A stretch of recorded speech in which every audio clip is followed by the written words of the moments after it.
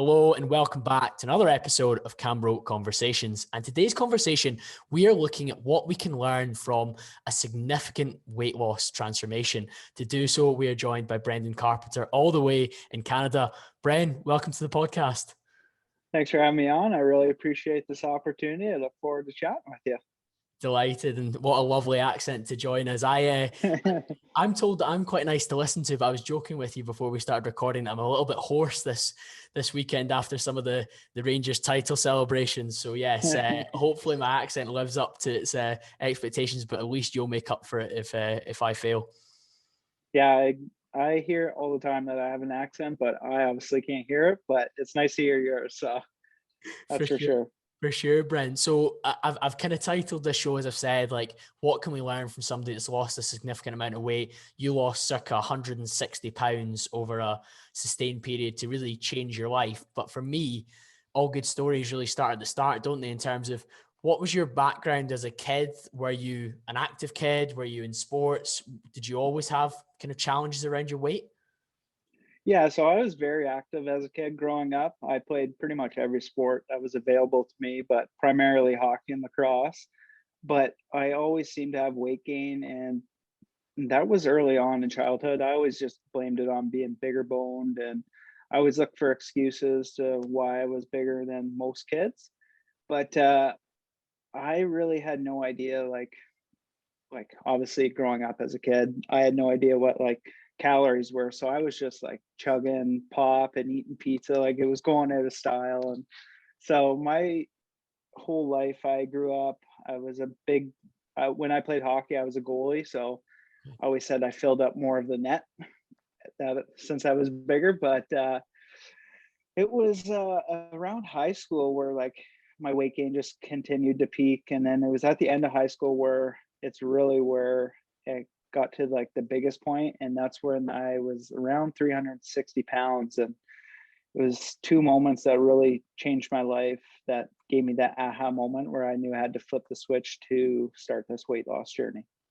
Yeah, that's incredible that you say you were an active kid, but we don't have this education within the Western world about maybe we sort of know what foods are healthy and unhealthy, but we don't really have a concept of calories.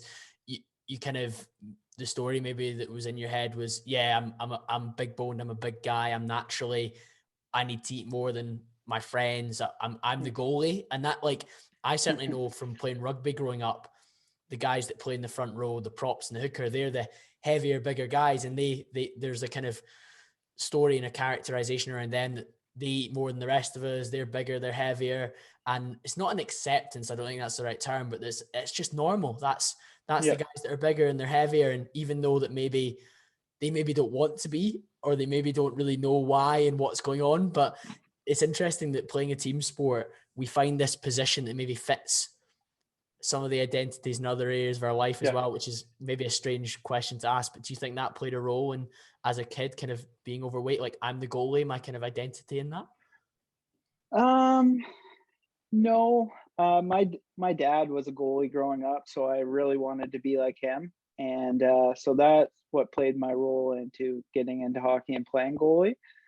But it's just something that everybody kept saying. It's like, oh, you fill up the net a bit more than the smaller kid that's out there. So I was just like, oh, I'll just roll with it and try to let the puck hit me, to try to get a save. And then like that transferred over, because being the goalie in hockey, I wanted to be a soccer goalie, which I think you guys call football. Yeah. Would that be right? Yeah. So I couldn't really run. So I was just like, I'll just put myself in the net. So I guess it did kind of transfer over to becoming like that. Since I was bigger, that I should be not quarantined into one spot, but isolated into one position, because I wasn't able to move like the rest of the kids. Yeah, that's interesting and quite funny when you look at where you are now in terms of your athletic ability. Yeah. You called out two key moments, because that for me is the most interesting part of your story, and we'll really get into that, where at the moment we are in a society where more and more people are becoming more overweight, they're becoming more obese. There is an acceptance that obesity is not healthy, but there's a promotion that it's okay to be obese at the moment. And I think there's elements of that I can understand from like an aesthetic perspective and making sure people are comfortable in their own skin. But from a For health sure. perspective, people are at the moment still being encouraged to be overweight and saying, "Oh, don't worry, Yep. it's still healthy," and that worries me. So I guess in a society where maybe you're being told that it's not too much of a problem to get to a really big size, what was one of the first moments where you're like, "Shit, I got to do something about this, something serious"? Yeah, so for me, I knew I had to make a change. Like I had health issues. I was on, I was close to being type 2 diabetic. Everything that was internal in me, like definitely wasn't healthy when it showed up on the charts.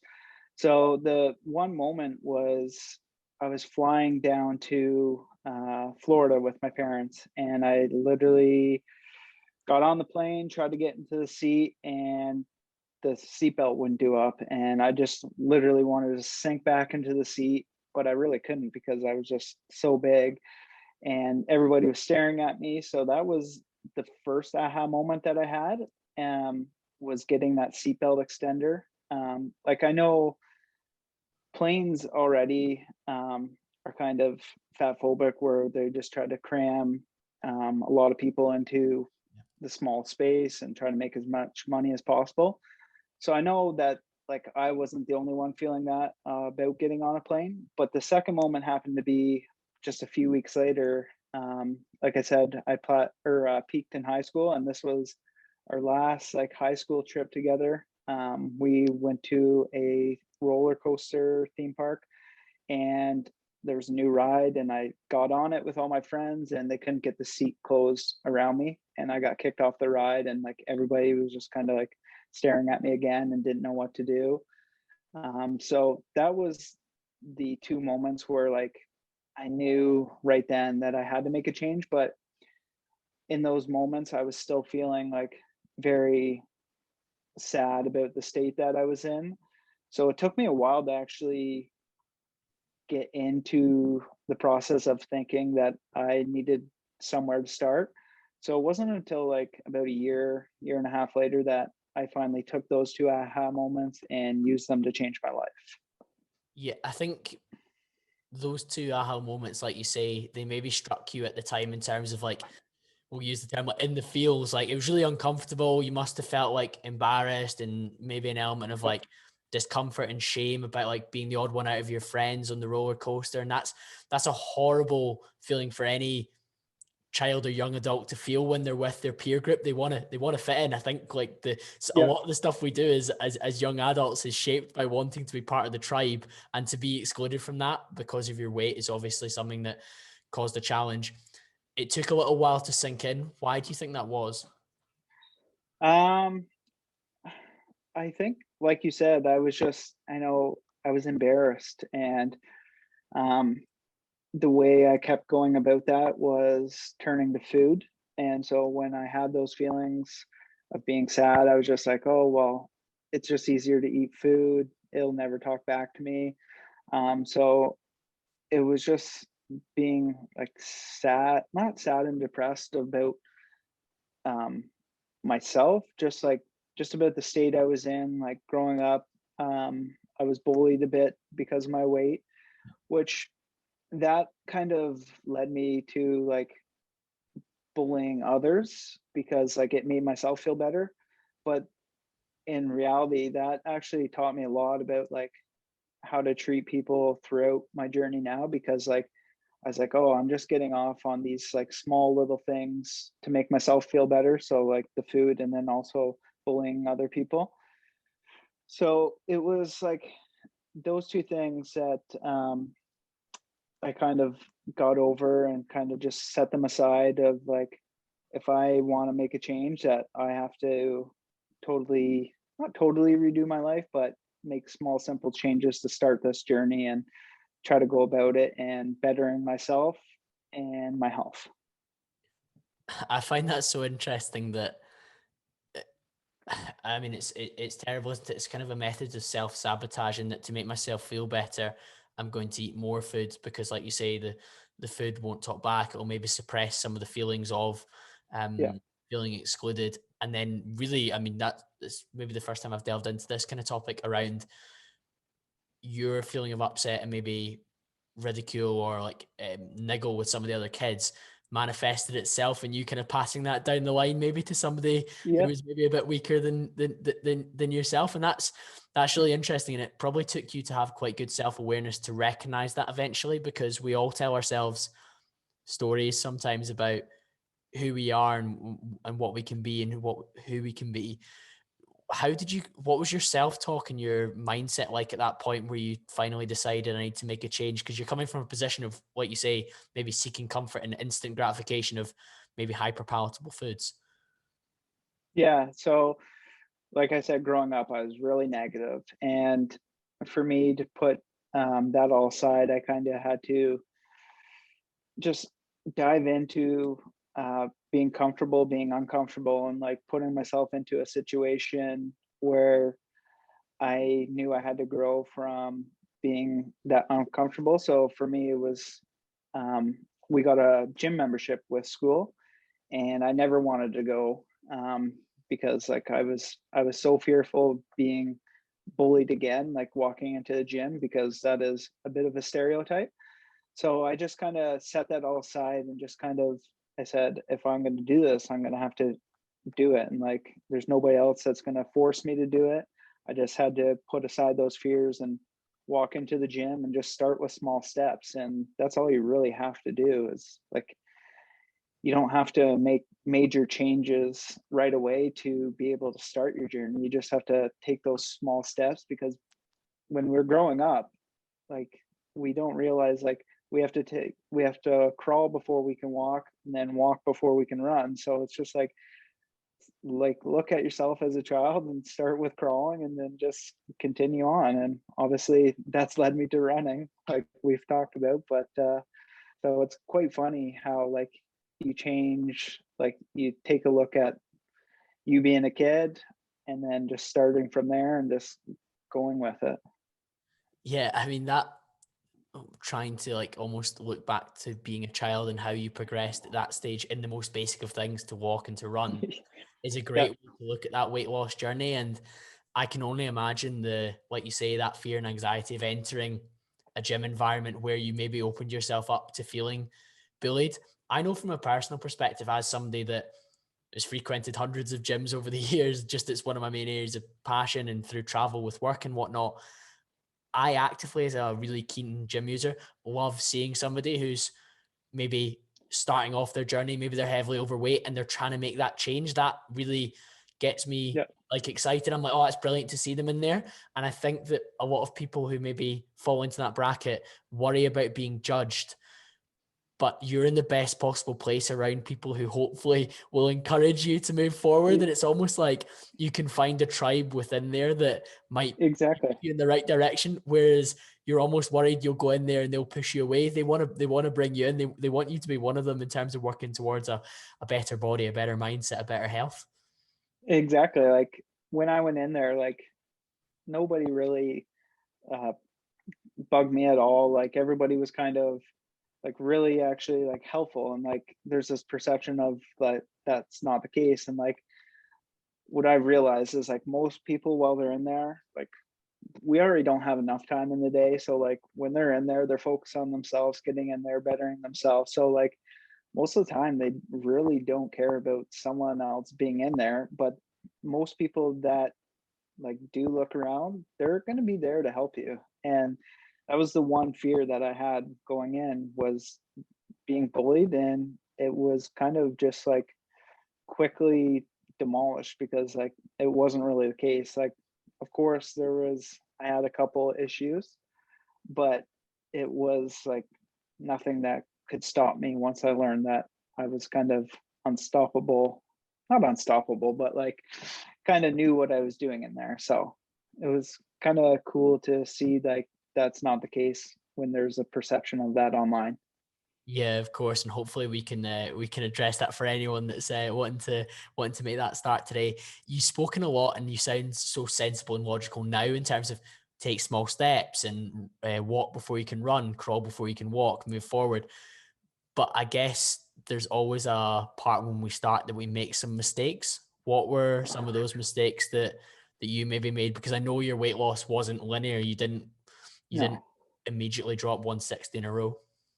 no, definitely not. I made a ton of mistakes, and you're gonna learn from those mistakes as you go.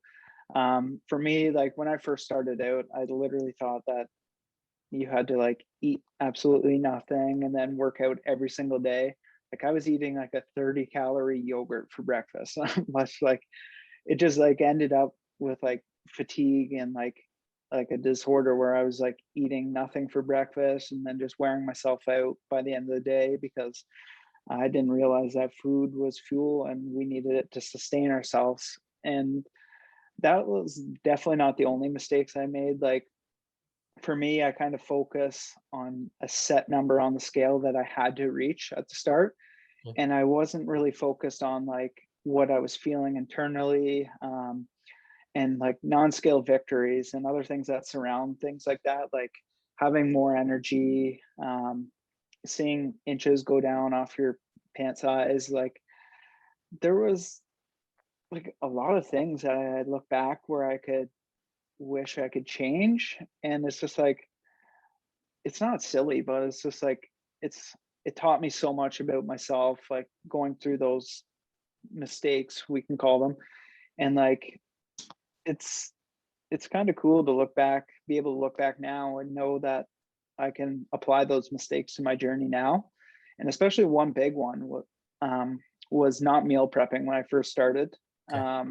Especially now being on the go all the time running, I kind of need to get some fuel into me after a run because we burn so many calories while we're out running. But when I was first starting, like I would come home after the gym and just like, oh, I got to cook right now. Like, so I would just go and grab something easier. I would order something in quickly. So now it's just kind of like I take a Sunday, just do a little meal prep. Doesn't have to be throughout the week. It's just for the whole week. I mean, it's just, that it's there. It's in the back of your mind where if you are in a rush, you can just grab it and have it to go. So those mistakes, definitely I looked at them and turned them into positives. And that's all you really have to do.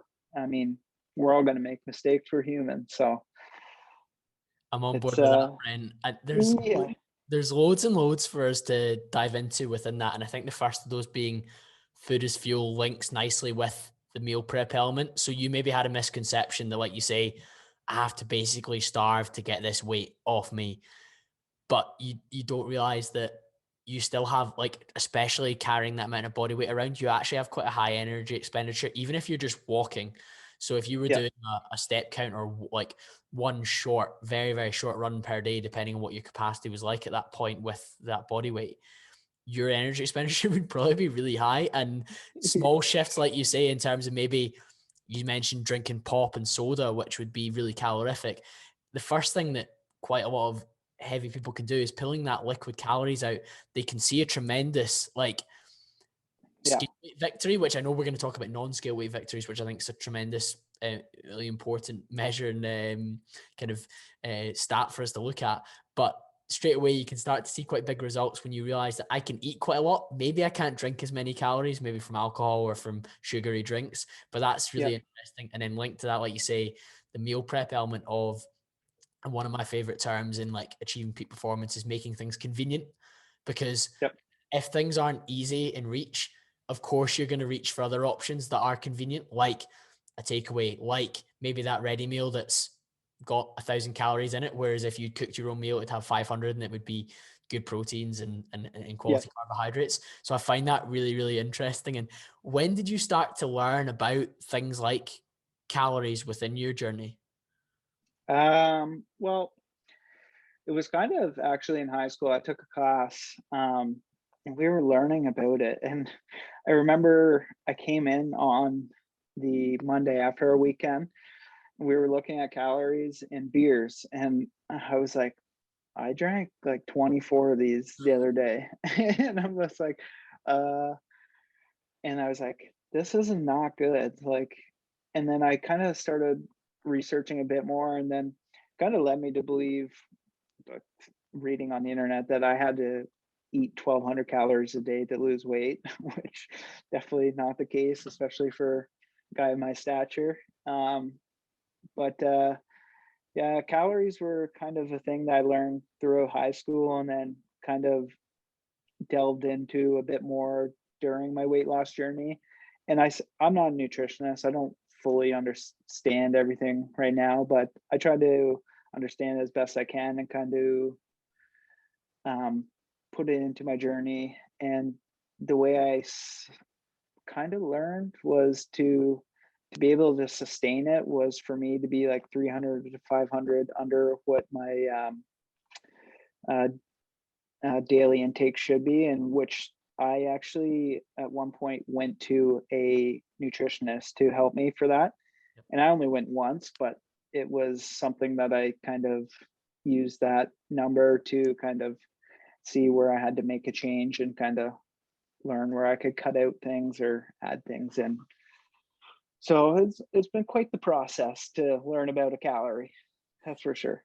Yeah, I mean, like you say, there was maybe an element of it within some basic education around what was like how many calories were in the beers and maybe what there was, but it maybe took you to go to a nutritionist to understand about what your maintenance calories were to maintain weight. You created a 300 to 500 deficit to lose weight rather than going straight to that 1,200 figure, which I can only imagine as a guy of your size would have been like close to kind of starvation mode and not really sustainable, and kind of leads to that whole binge, restrict, kind of overeat on, Yeah. kind of pretend you're tracking stuff and not count the 4 sugars that go in the tea, or not count the 4 biscuits that you have before bed because, oh, I was good yesterday. And it's a terrible cycle to get into. Whereas you probably set up something that was a bit more sustainable with 300 to 500 calories. Was that when you really started to see the results and the kind of more steady losses? Yeah, yeah, for sure. Because like I said, the first time I tried to eat 1,200 calories a day, and I just became the most miserable human being on the planet. I also tried no carb, like all this kind of stuff, and it wasn't until I learned like moderation was fine and things like that. Because like you want this journey to be sustainable, you don't want it to be a quick fix. And for me, like that 1,200 calories, it wasn't enough, and like I had to, if I did want to sustain this journey, I had to bring that up and learn like to eat more food. And from there it kind of actually helped me lose weight because I wasn't diving into these 1,200 calorie crash diets, stopping for a week because I uh, wasn't able to sustain it, and then trying to get back at it. And I learned from there like consistency is more key than just like crashing or doing the yo-yo type diet type thing. So consistency is always kind of something that I've preached ever since I've kind of come to that realization. For sure, Brent. And I think we've touched a lot on nutrition there, and I think that's like one of the kind of cornerstones of it. But what about activity wise? You're now such a keen runner and with multiple achievements in that space. But when did like you've gone into this gym as somebody who was maybe worried about being ridiculed or bullied? You've kind of got a bit more of awareness that I need to eat 1,200 calories, or I need to eat further down the line, I need to eat a calorie deficit that's sustainable. What was the activity journey like in terms of when you started? So when I first started, I bought a fitness watch, and it was the whole goal was to hit 10,000 steps a day. And that's what really got me moving because I didn't realize how sedentary I was, like not moving at all. Like I thought I was moving, like if I played like with my friends, like a couple hours a day, but it actually was not much. Like it was probably 2,000, 3,000 steps a day. So I kind of just kind of bought that watch. It got me moving, and then I got into the gym where when I first started, I thought again you had to go every single day of the week, and I've kind of learned like you can get away with 3 days a week if like you just have to be consistent with it. So like I would be in there for, when I first started, I tried to be in there for an hour every single day of the week, and then kind of wore out mentally and physically. So I kind of scaled that back, and then I kind of went maybe 5 6 days a week, and then I hit no So I had lost around 60 pounds super quickly after I started doing all that. And this is when the aha moment came back into play. I was going on another trip and I was going to hop onto a plane. And so I was so proud that I had lost 60 pounds and that I was like, the seatbelt's going to fit this time. And so that was kind of like a whole motivation in itself, was getting on to that plane and knowing that I could just sit into that plane comfortable. But when I got down there, the first morning I woke up, my foot was numb. And I'm like, oh my God, what happened last night? Like, what did I do? Like, we partied a bit the night before. And so I was down there with a nurse and she couldn't really figure out what was going on. So I came back and kept getting worse and worse. And I couldn't feel my foot at all at one point. And it turned out they finally found out that I had a cyst in my ankle and behind all the nerves and tendons, which I had to cut out. And it set me back because I was in bed for 2 months after that. And so I kind of gained all that weight back. But it's actually funny. The other day I had a question and it was asked, when was I the most motivated? And it was at that time when I gained all the weight back in bed that I was motivated because I knew I could do this whole journey again. So when I was able to get back into the gym, I was so motivated. And that's when I kind of started becoming more like aware with my training. And I kind of made like gym plans up. I don't know if they were correct, but I made them up. So I was doing them, and that was about the most motivated I was. So I was probably in there 6 times a week because like I worked myself up getting back in there. I knew it wasn't going to be easy after a couple months off. So you kind of give yourself like a grace period of working your way back in there a couple times a week. And then I finally got up to 6 days a week and I lost 100 pounds super quickly. So that was like my motivation of like knowing that I could do it and then getting back in there. And then that's when I hit a plateau, and I didn't know that these things were possible. I thought it was just going to be like a straight on linear journey, but I hit a 2-year plateau, and that's actually how I found running. And it's funny how things work out when you think it's honestly the worst thing in the world. And the plateau I'm so thankful for. First of all, I really like the fact that there was this. I mean, it's unfortunate that you had a cyst and you were laid up for 2 months, but it almost meant that there was like a reset, like, shit, I've gained some of this weight back. But guess what? As soon as I'm up and ready again, I'm going to bring it. And you beat your personal loss by like another 40 pounds. You lost 100. Yeah. And you must have been in so much of a better range in terms of your health markers by losing 100 pounds. Like 60 pounds is great. But when you lose that extra 40, that was probably like a stubborn 40. But for it to happen quite linearly because of your process being strong, like 5-6 days a week, aware of what's going in your body, that must have felt incredible. The plateau for 2 years, so you pretty much lost 100, sat there, you found running. How did you find running, and what did that start to look like? So for the first year of the plateau, I was really, really negative. I was like, why is this happening to me? Like, why can't I lose weight? And I started to work out almost even harder than I did before and eating a ton less. And it was just leading to fatigue. But after a while, I kind of like looked at myself and I was like, I'm actually really proud of like how far I've come. Even if I don't lose this extra weight and I sit at this 270 pounds, I'm still in a lot better shape than I was before. I'm in my mental state, my health is a lot better, and I'm actually enjoying what I'm doing. And so it became almost a lifestyle where like I was going to be comfortable with it, and I was still going to go to the gym no matter what if I didn't lose weight. And that was because it was a year, and I was just like, I really enjoy this. But it was when my ex-girlfriend, she was training for a half marathon, and I was like, oh, I'll join you, get out for a run. and I couldn't run far at all. Like I don't even think I could run a kilometer. So that process, it was so hard. Like I I always kind of wanted to run because I did when I was growing up playing sports, lacrosse especially. I had to run, but I didn't want to be that guy in the gym that was just like banging down on the treadmill. So I always kind of just stayed away from it and stayed on the recumbent bike. And then I also didn't want to be the guy outside that had to walk.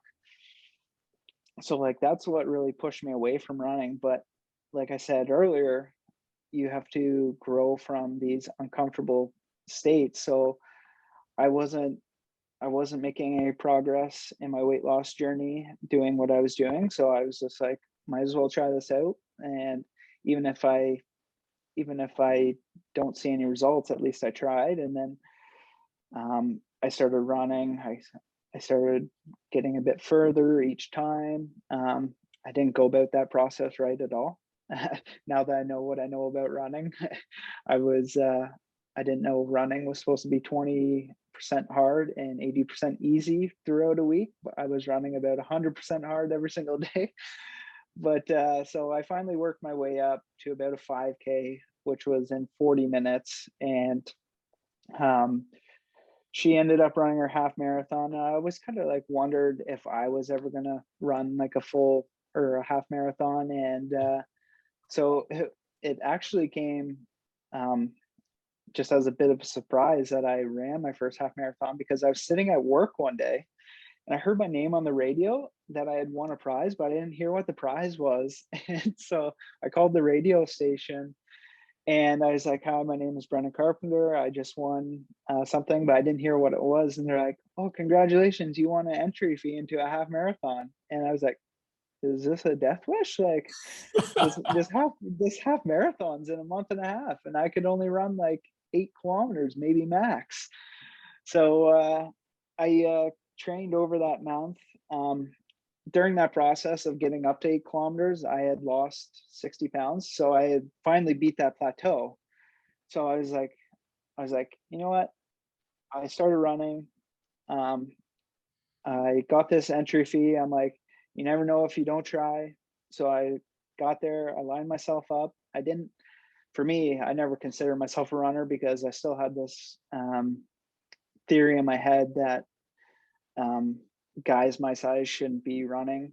Okay. And so I just lined myself up, went out there and I did it. And the whole time I was thinking, I'm never going to run a half marathon again. I'm never going to run a half marathon again. I had like I didn't even, like we talked about food is fuel. I didn't know that like you're supposed to take gels out there, like drink water on the run. So I finally crossed the finish line and my whole body just completely seized up. I was just running on adrenaline the whole time. And I'm like, I don't know how people do this for another 21 kilometers. I'll never run a marathon. But then all of a sudden that runner's high hit and it was just like, ooh, I like this feeling. And that's kind of the process of how I was able to start to stick with running. It was just like that initial runner's high of finishing that first race. It was just like, it pushed me into a different atmosphere of what I thought I could accomplish and or what I knew I could accomplish, and like that sometimes the impossible is possible when you actually truly believe in yourself. For sure, Brent. And I think that kind of almost accidental falling into running longer distances in a kind of competition environment was probably what you needed to get that ultimate high of, I've just done my first half, all the way through it, hating it, or kind of telling yourself, "Oh, don't worry, I'm not going to have to do this again." Yeah, But afterwards, knowing that, you know what, those endorphins were crazy. I'm capable of far more than I thought, especially with the adrenaline, like you said, of that kind of competition environment, or at least with other runners around you probably as well, pushing you forward to do that. And yeah, maybe finally feeling part of that in terms of maybe I am a runner after that. yeah, yeah. So it actually took me a while to like realize that I was a runner.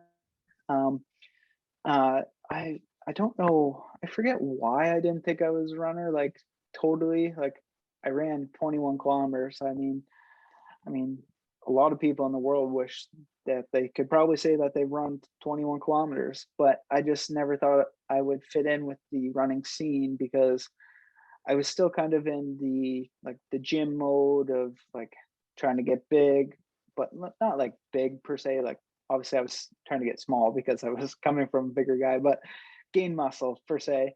Yeah. And so I didn't think I fit in. And it wasn't until I joined my run club here in town, because I had a few setbacks within running, that I noticed that the running community is actually like very inviting, and there's so many great people within the community. And that's when I kind of started to seed myself as a runner. And so a few years ago, Lululemon asked me to be a run club leader for them. And that was the main thing for me. Was I knew how I felt before getting into running. It was super intimidating. So I really wanted to make it very inviting and make it inclusive for everybody, because like I know how many people out there are just like scared to join run clubs because they think that you have to run fast to be a runner. And that's kind of what I thought. So it's honestly not like that at all. And getting into the running community and considering myself a runner has been the biggest change in my life, because you meet so many like-minded people like you, but with so many different backgrounds. And I'm sure you can attest to this, like being in the gym, you meet so many like-minded people, and it's just like you meet your people, and then you kind of just stick with them, and then your community kind of grows from that. And it's really quite cool that I remember growing up and trying to fit in now, and then now where you don't actually have to try to fit in. You can just kind of go out there and just be yourself and associate yourself with runners. And it's really cool to be able to be in this community. That's for sure. The term community is just such a wonderful concept, isn't it? Where we find the people that we can spend time with and be unapologetically ourselves, as you said, rather than necessarily trying to fit in, and all with this shared intention of getting a little bit better at running, not necessarily running the fastest half marathon or the fastest 5K ever or the fastest marathon ever, but well, let's push each other supportively. Let's work harder. Let's talk about what running shoes we want or what watches we're working with. And you've got all this chat and this different kind of interest that you can share with these people who are your kind of your team and your tribe. And I really like that you were able to find that. Do you think that played a role in you being able to keep the weight off and shift from Bren, the guy that's lost 160 pounds, to Bren who chases personal achievements or personal records within running? I definitely think so, because like I said, I didn't have a setback. Like I went and did my second half marathon. I trained by myself. Yep. And I was 5 minutes slower than the first time. And I thought every single run had to be a personal best. So it was kind of like, when I finally joined that club, they kind of really opened my eyes to it's not all about like, yeah, it's great to have your personal best, but it's more about that. It's more about the community. It's more about having fun. It's about pushing your limits along the way, and your journey, like it was on my weight loss journey. It's not always going to be linear. So like there's going to be highs and lows within your running training. And so to be able to find that group, to be able to push me and continue to push me to stay with it and continue to get better has definitely helped keep the weight off. But it's funny, the one time I ran 500 kilometers in a month, I gained 7 pounds.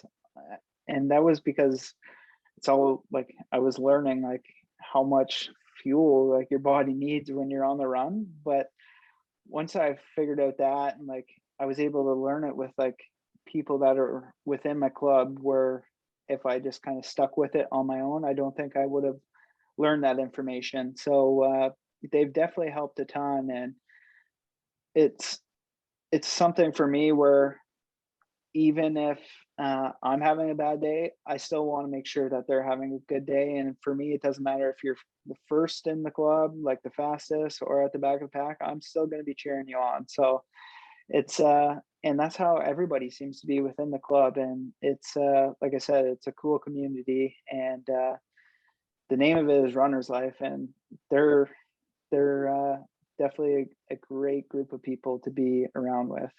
And so I'm kind of really missing that right now without having our run clubs, but I'm kind of really enjoying, again, learning how to push myself on my own and destroy, not destroy my limiter, but push past certain mental barriers that I had when I'm able to be with the group and somebody can drag me along with them. So once we're able to get back with the club, it'll definitely be a huge plus. That's for sure.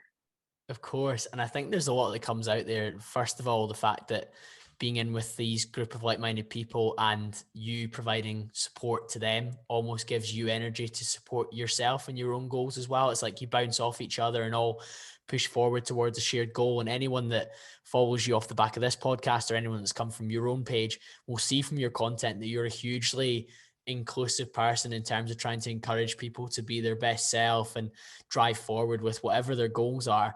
And that comes, and the second part of what I was going to say was, everything you're saying there is about embracing this challenge. So it'd be great to have run club. I love going to my running club, but you know what, at the moment, like, one of the things that I'm enjoying is that I'm exploring how hard I can push myself past my own limits when I'm by myself. Whereas maybe it's a bit easier on a Tuesday night after work when you've had a long day and you're going to go run with your friends and your kind of community. Of course, you're more likely to push yourself.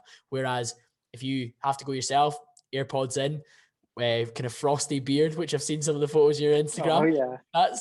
That's going to be much harder, but you're embracing the struggle and embracing the discomfort. And I wonder if the weight loss journey you've gone through maybe taught you some of that you now apply to this new kind of fulfillment and goal setting that you have in running. Oh, it definitely did. Like, embracing the struggle, because I've always kind of not gone about things alone, but like when I first started, I didn't really tell anybody, and I just kind of, went back and just kind of tried to do things on my own. So now that it is back to like running on your own and getting that frosty beard, which is awesome. Well, not awesome per se, because it's like minus 25 out, and it's just like, oh, do I want to dress up for this? But that was actually, speaking of that, sorry to go off tangent here, but when I first started running, because of all the weight loss in the winter, I was so cold because like my body wasn't used to like not having all the insulation. And it was, someone said that what's the saying? The saying is, there's no such thing as bad weather, just bad gear. And I was just like out there running in like a hoodie in the middle of the winter. So obviously I was going to be freezing cold. But now that I know that I can dress up for these things and just get out there, I'll suffer through a frozen beard that melts off in about 20 minutes after I get inside. But yeah, it's definitely, I picked up a lot during the first part of my weight loss journey that I can definitely apply to this side of running. And the negativity from when I first started, changing that into positivity now, it definitely helps. I remember in the summer, we were out on a run, and there's one guy, he didn't finish his last set. We were doing 10 sets. His ninth one, he finished. We go to do the 10th one, and he doesn't finish it. And he says, he's like, I just failed the workout. I'm like, you didn't fail the workout. You still did 9 out of 10 of them, and that's 90%. And it's like, I said, you didn't fail it. Switch it and look at it from, you did 9 great ones. You only had 1 bad one. And that's kind of like the mindset I've kind of learned over from the weight loss is, stop looking at it like, why me? Why is this happening to me? And realize what it's teaching me. So from there, he was able to like look at it as, he didn't fuel properly earlier in the day, because he didn't just focus on the one bad one. He was able to look at the positives and then see what surrounded those positives and what he may have been able to change. And that's kind of what I do myself. And when something's not going right, I kind of just try to sit down and sit in it and try to find like, what is this trying to teach me? And that's like a cue that I've definitely learned from my weight loss journey. Yeah, I think you hear that throughout all your rhetoric, which must be quite reassuring to hear yourself talk for 45 minutes, an hour, and it all just consistently come to you. So it's kind of like it's authentic. It's not a put on act. Like, oh, I flip the negatives into positives. It's coherent and consistent throughout everything that you say. And one of my questions would be to you is, what advice would you give to somebody who maybe has a small amount of weight to lose, not maybe the large amount, but maybe they've continued to fail or procrastinate or not stick to it? What would you say to them? I would say to just find a way to make it sustainable. Like, I know a lot of people always just look for that quick fix and weight loss or fat loss, but it's not like how quickly you can achieve it. Like, sometimes you got to realize it's not going to be fast, and someone may be faster at it than you, just like in running.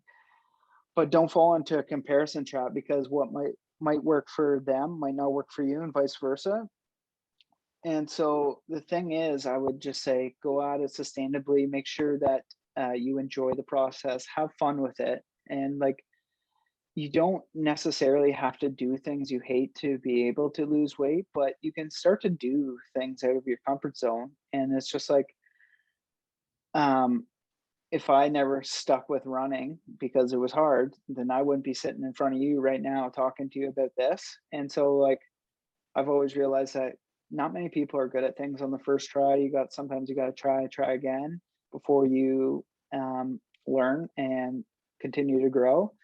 And the other thing would be to focus on your mental health, because for me, when I set out to get out to a goal number, I got to that goal number and I was still disappointed, because like I didn't think that I looked the way I should, because this is how somebody else got to that weight and that's how they portrayed it. So the thing is, I would say focus on your mental health, because it means just as much as your physical health. And that's probably the three things that I would say is make it sustainable, focus on your mental health, and then try things that are out of your comfort zone. And for me, that's how I got to where I am now. Yeah, I think that's three brilliant points. And I've seen you speak a lot before about non-scale victories. And I think that's probably one of the ways that you can look after your mental health and well-being, rather than just focusing on the number, because 150 pounds, 200 pounds looks different on every different individual. Like, I know that Yeah. 18-year-old Colin at 70 kilos looks different from 25-year-old Colin at 70 kilos. Like, Yeah. radically different in terms of muscle and proportions and aesthetics. So the number is just a number. Equally, when you've got a huge amount to lose, it can be quite motivating to see that come down. But ultimately, Yep. there's so many other things that need to come into the equation. What are some of those non-scale victories that you would look for yourself, but also for maybe people who are going through a similar journey? For sure. I would just definitely say energy levels is one thing. Like, I definitely noticed that as my, like, maybe not even weight went down, just like getting into the gym and getting moving a bit more, that my energy levels were a bit higher. So that was one of the like key things that I focused on. Obviously, sometimes the scale doesn't move, but you lose inches off your body, you're gaining muscle. So that was another thing. And there's so many different internal and external factors that can come into play when it comes to non-scale victories, that it one like it might not suit everybody, but like for me, it was just like those non-scale victories had to be like seeing, like we talked about earlier, is like my when I went into the doctor's office and seeing like I was internally starting to get better. But so yeah, it wasn't always about weight, like, because your weight is going to fluctuate on your journey. It's going to go up, it's going to go down. So yeah, I'm not sure what some of your main like non-scale victories might be, but I would love to hear what yours is. Yeah, of course. So one of the ones that I think about is, yeah, definitely inches and measurements in terms of that, because like I say, you can look radically different at one body weight 2-3 years down the line if you've gained muscle or lost fat, or maybe a particular muscle group you've brought up and got stronger. So girls, Yep. their glutes, for example, if they're training them really hard, their Yep. glutes are going to go up and their weight might be 2 kilos up, but they might look radically different in terms of maybe more the way they want to in terms of that aesthetic. Yep. Equally, and it's good that you've raised this throughout the conversation, is that kind of relationship with food piece, because if you're losing weight rapidly and your relationship with food is terrible, that's not going to stay the Yes. same. So Yep. I know lots of people that maybe prep for bodybuilding shows or photo shoots, and they can restrict themselves quite tightly for 12 weeks. They can turn up, they can get their photos, they can do their posing, whatever it is they're doing. And then they put on 5 or 6 kilos in like a week because Yep.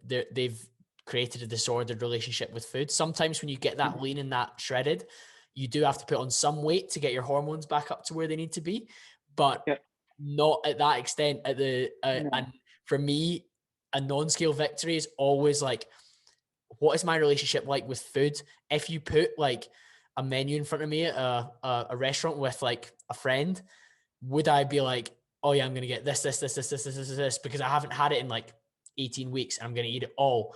And your friend's sitting there watching you like, wow, how can you do that? Or do you go home after being at the restaurant with them and then empty your cupboards in terms of just having everything in sight? And I think a non-scale victory is being able to lose weight or change your transformation further down the line and still maintain your ability to look at food as fuel and in a positive way, and not Yep. just go crazy when you get access to particular foods.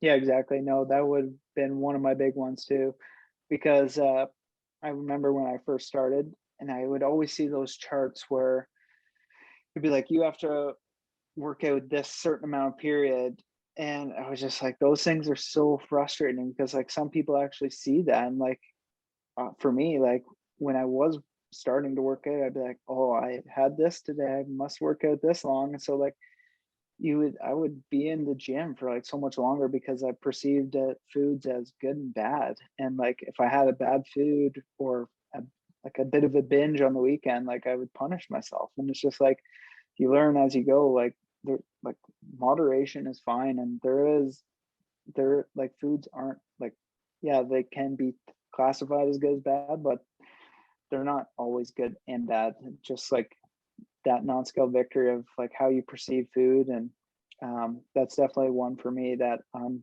really glad I accomplished over my journey, is just like not like not being forced to not eat something just because it's labeled as bad. Of course, like I still have my bad days where I eat whatever in the house. Like we just got spicy dill pickle chips here in Canada by Miss Vicky's. I'm not sure if you guys have those there, but No. like I finished a whole Costco sized bag of them on the weekend. I'm just like, it happens sometimes. Like it's it's not a bad thing. Like it's more about consistency than anything. And that's like I said earlier, that's all I preached is consistency. And it's not about one the one thing I always learn, or I learned this later on, was like I didn't I didn't get to the weight I was by eating just one meal. And so like one good meal is not going to get me skinny again. So like it's yeah, that food, um the way you see food is definitely huge. And so I'm glad that you have the same viewpoint on that as me. Yeah, absolutely, Brendan. I think one of the other ones that you mentioned was around like going out and running in the cold. So like for me, a non-scale victory is doing things that you wouldn't have done in terms of like willingness to exercise, and not like hating every single second of like, oh, I've got to run after work. Like my favorite kind of transformations that I see online are people that start to have habits and disciplines that are built in that are almost an autopilot, which mean that any transformation that they make is going Yeah. to be long term. Just like the relationship with food, they maintain a level of happiness with exercise and a relationship with exercise that's healthy. Like you said, maybe like the sign says, oh, you need to do 1,000 burpees to burn off this Big Mac. And you're like, well, nobody should look at exercise in that way. Yes, you should be aware that 10,000 steps maybe burns roughly 400 calories a day. So it's a good thing for us to do our steps and have a higher level of caloric expenditure. But it shouldn't just be a case of, oh, I need to go another 10,000 steps because I had that Krispy Kreme donut. Yeah, exactly. Yeah, no, definitely like discipline is definitely huge throughout a journey, no matter what type of journey you're doing, because motivation's not always going to be there. Like motivation's totally fleeting. So once you learn discipline and like actually enjoying the process, like, and not like, if it's a chore, like you're not going to want to stick with it. Like some days might feel like a chore, but if every day feels like a chore, then it's not going to be good in the long run. And so, yeah, definitely looking at people on their journeys, no matter what it is, like if they actually enjoy the process, they're going to stick with it definitely a lot longer. And that's what I've come to do over mine. Like I said, when I was in that plateau, I come to the realization that I actually enjoy what I'm doing. So it's kind of cool, like how we can go from maybe thinking like this is the hardest thing in the world to it becoming still friggin' hard to get into the gym or run every single day, but it's just like it's not a chore anymore. It's something you enjoy. Yeah, something you look forward to ticking off, and it would almost feel strange to not do it. That's when you know you've built a healthy, sustainable exercise habit that you can fall back on when you need it. So Yeah. the last thing I wanted to ask you, Bren, was around, you've had this huge weight loss journey, you've built this running habit, you've got these kind of fulfillment and this purpose in terms of improving your running. What are some of the bigger goals that you've got set ahead of you that are keeping you going?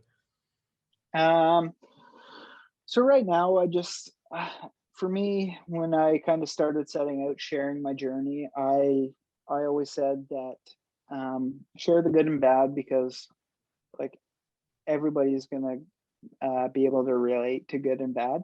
So for me, the goal has always been to share whatever, and knowing that whether it helps one person or 100, even if that one person's myself, then it's worth it to share things. So that's always kind of been my goal, is to kind of share things on Instagram and TikTok where it's going to motivate somebody to be able to believe in themselves, so that they are able to accomplish things that they don't think they're able to.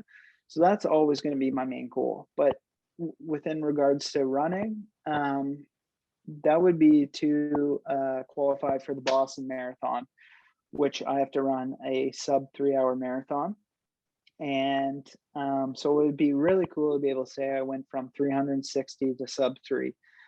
So that's kind of my main goal that I'm focused on. Right now, I'm trying to get ahead of not ahead of my training, but just more in a better place of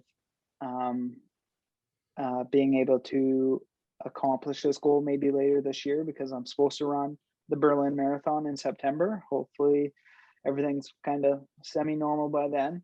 So that's been my main goal the last 2 years. I've ran 2 marathons. The first one, I went into it with no expectations, just to finish, because marathons are really hard, I've come to find out. So the first one, I just went in there to finish. And then the second one, I had the goal again of sub 3. And 3 weeks before it, I tore my calf in a spot.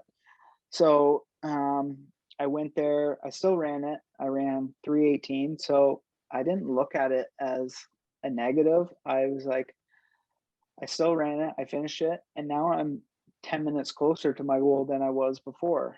So it just, I guess that kind of keeps me hungry of trying to keep improving and then trying to get below that sub 3 threshold. So that's probably, those are my 2 probably biggest goals. I have some like external goals where it's not related to running or sharing things online. It's just kind of like personal ones, like eventually, finding that dream job or something like that. So those are probably my main 2 goals right now. And for running, it's just always, I want to keep it fun, keep inspiring others, and just like making sure everybody's improving around me. And if it's faster than me, then it's okay. It's good to see people accomplish their goals and dreams too. So it's really cool. 100%, Brendan. I think that comes through in everything that you create online, everything you've said in this conversation in terms of wanting to bring others up around you and drive them on. Equally, I think that you running 318 with some disruption in the lead up gives me some confidence as somebody who knows nothing about running but knows a lot about your mindset, that I'm very, very confident you're going to smash it in Berlin when that comes to fruition. And how is the Shred Shed playing its role in that? For anyone that doesn't follow Bren, he's got a little naughty little home gym set up during this COVID period. It's looking good. So the Shred Shed definitely just got a huge upgrade.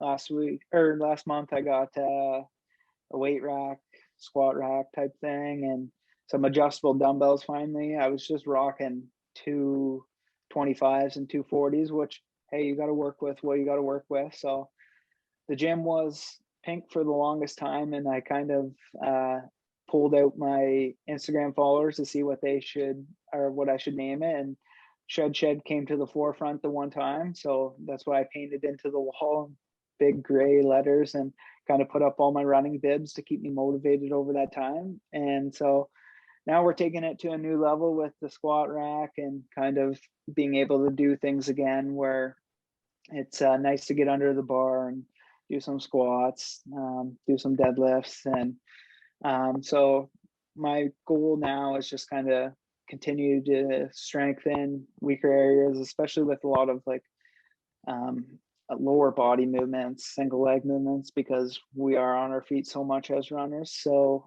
that's probably the main goal. And the other goal is just kind of get flexible in there, because my hips and lower body is just a write-off sometimes after a run. So my main goal is just to strengthen and get a bit more flexible, a bit more movement in there, because I have had those injuries where I tore my calf. So hopefully we can accomplish those two things while continually getting faster running. So I've got a lot of faith in that, Brennan, and I'm glad that some weight training plays a role in strengthening you up and putting you to be strong in the different positions that you get into, and equally flexibility a lot of the time.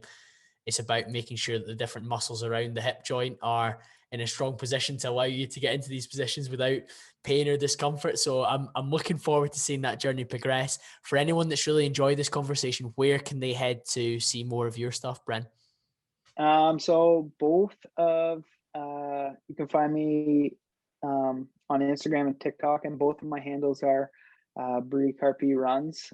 So BRECARPERUNS.